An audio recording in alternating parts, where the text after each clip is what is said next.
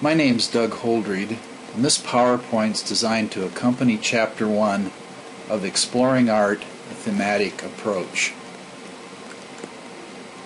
We begin our exploration of art with a very basic question. What is art? It's a question that we'll be grappling with throughout this course. There's no simple answer because art has been different things to different people at different times in history. For our purposes, we're going to consider art to be a human phenomenon.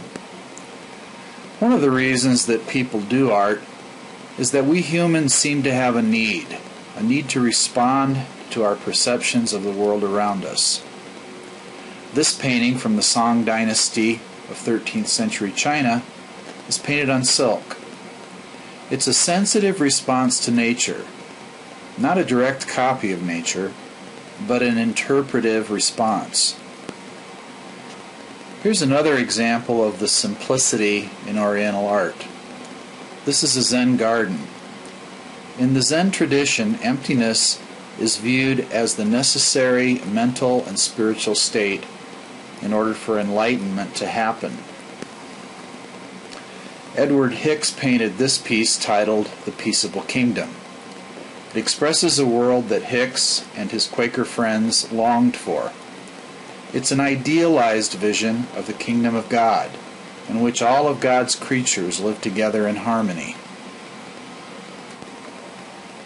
This painting by David Socorros, the Mexican muralist, expresses a very different vision, one of suffering and despair. In Hicks's Peaceable Kingdom, we see an artist's vision of what he would like the world to be. In Socorros's Echo of a Scream, we see a vision of a world that the artist wishes would never be. Here the artist is using his art as a vehicle of protest against social injustice. It's impossible to talk about art without talking about the role of creativity. In this piece by the artist Janie Antoni, we see a piece that's created in the very process of executing the work, the making of it. That's part of the work of art itself. What we see in this picture is a 600-pound block of chocolate and another 600-pound block of lard. The artwork changed as the artist ate away or gnawed at the blocks. She's making a statement about the everyday body ritual of eating as a sculptural process. Nowadays we usually think of art as being decorative or maybe informative, sometimes entertaining, or perhaps expressing the feelings and ideas of the artist. But throughout history, art has had many serious functions. Much of the artwork of history served some spiritual or ritual function. Some of it, like the pieces we see here, serve to reinforce authority. These two examples are very different in visual form, but served a similar function. The relationship between form and function, or form and content, is something we will talk about throughout the course. Form is what a work of art looks like in terms of its formal elements, or what might be called the elements and principles of design. Things like line, shape, balance, color. Content is what a work of art means to the artist. There are at least three levels of meaning or content in a work of art: subject, theme, and iconography. Both of these images have a similar subject. They both include images of nude women, but they deal with different themes and contain different iconography. The term iconography refers to the culturally understood meanings of symbols in works of art. In Sandro Botticelli's Birth of Venus, the female figure standing on the seashell symbolizes the goddess Venus. In Picasso's painting, there are iconographic references to African culture. There are lots of kinds of art. Some art is considered high art or fine art, but there are other categories of art as well. art that is part of the popular culture, art that's utilitarian, and art that's more fun than serious. We call this kitsch. This Rose Bowl float is a good example of what we mean by kitsch. It's sentimentalized and carries an obvious emotional message. So categories help us to begin to understand the overwhelming variety of different kinds of art. These two pieces are obviously from very different worlds and very different times. Placing them into categories helps us to begin to understand them. Another way to categorize art is according to its style. Style can be individual or cultural. It refers to characteristic of works of art that are similar from one piece to another.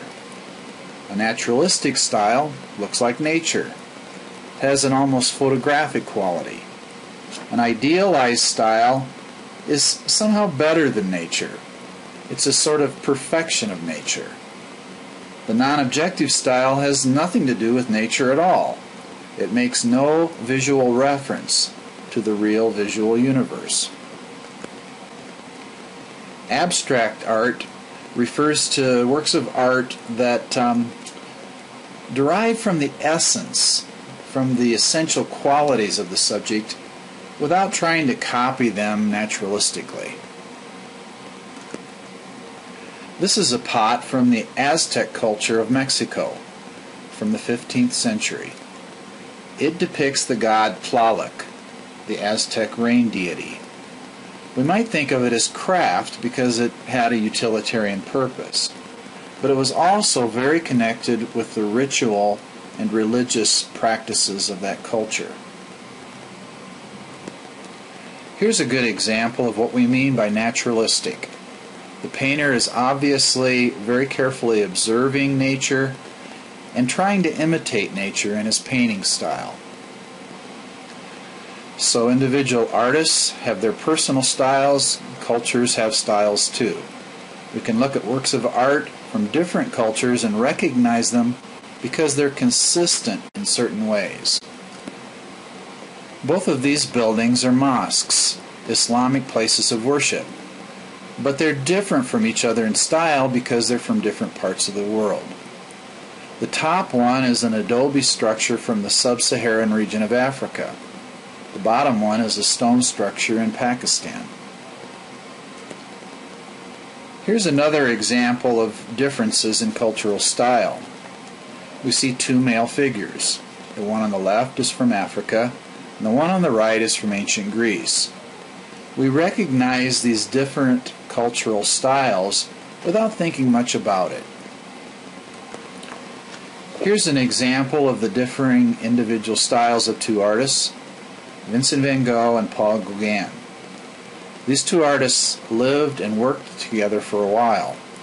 Sometimes they painted the same subject side by side. Here we see the same woman, but the individual styles of these two artists is quite evident. This is a good example of what is meant by non-objective or non-representational art. It has no recognizable imagery from the outside world.